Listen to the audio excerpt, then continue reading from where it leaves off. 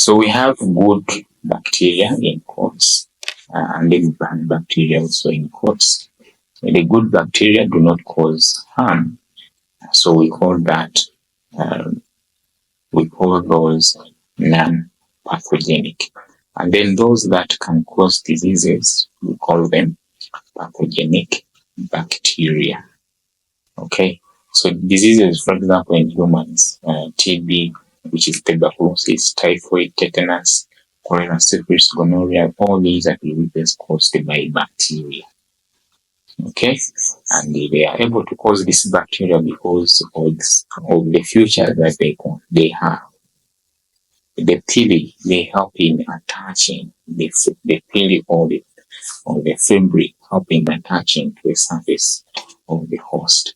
The flagella also allow them to move, and then the toxins aid in making sure that they cause damage to the cells and then causing the disease eventually.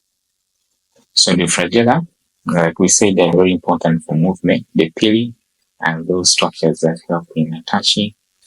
I think this one will just cut it off, right? Yeah. So we said that the bacteria are actually identical.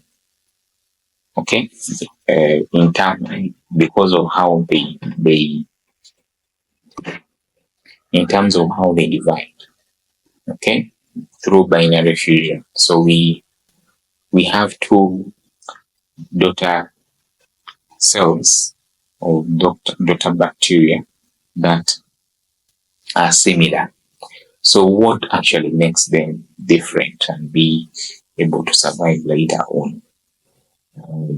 So this is where we bring in the concept of genetic recombination. That, for example, for humans or other animals, you have meiosis as one of the ways of introducing in what we call variation.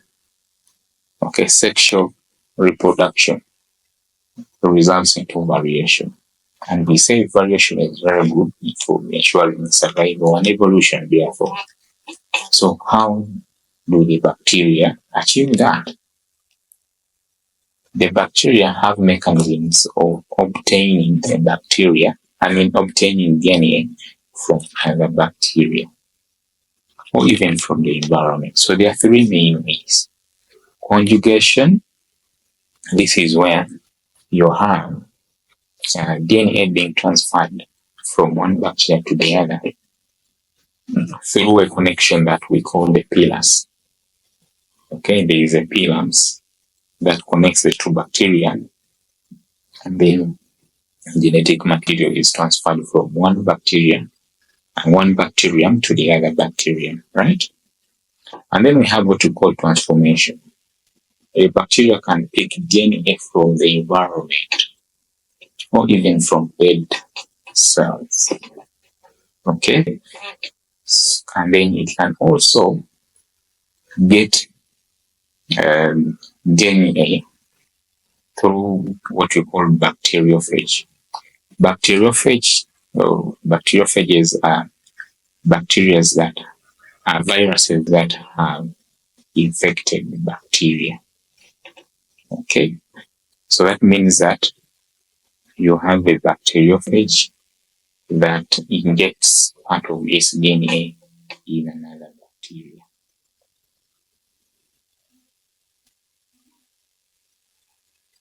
It injects its DNA in other bacteria.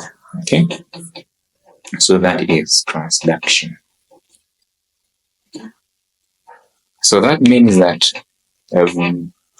getting new DNA means that it boosts its characteristics and its adaptation to be able to survive. Okay, so issues to do, for example, like bacterial resistance, antibiotic resistance. Okay, where we have bacteria resisting antibiotics. This is to say that the bacteria are no longer being killed by the usual antibiotics. So even if you fall sick, You go to the hospital, you're given these antibiotics, you still don't improve. This is because the bacteria has gained resistance. Okay, so this is what happens with tuberculosis, for example. The microorganism that causes tuberculosis, Mycobacterium tuberculosis, can be resistant to certain antibiotics. Okay, so they can develop resistance, and that's why patients with TB, we encourage them to take their medications as prescribed, because if they don't, they will get multi-drug resistant TB, and that is a problem. Some of the bacteria can resist action of the antibiotic by having an extra substance on them. That substance prevents the antibiotic from acting, and that's what we call biofilm. And then we have another survival mechanism that the bacteria do have. They have what we call bacterial endospores. The endospores, these are highly resistant structures that cover the cytoplasm and the chromosome. And this allows the bacteria to survive in very difficult conditions, drastic or extreme conditions like heat, ultraviolet radiation, desiccation. Okay, we have what we call anthrax spores. Okay, the anthrax spores can actually cause infection even after years and years. Okay, and then we have botulism spores. These are also these spores that can cause food poisoning even after a long period of time. And then another characteristic that is worth mentioning about is the issue to do with staining.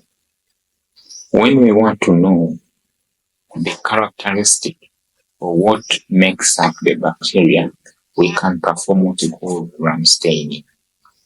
Okay, with gram staining, what this basically means is that you get a stain, which is basically a dye, and then apply it to the bacteria and then see what happens. Now, we have what we call gram stain, gram positive bacteria. Okay, gram positive bacteria. When you have gram positive bacteria, it means that when you apply the gram stain, the bacteria will appear purple. They will stain purple. Okay, that is gram stain bacteria. Gram positive bacteria, they stain purple with gram stain. They lack an outer membrane that makes them more vulnerable to certain antibiotics. And then those that are gram negative, they stain pink with gram stain.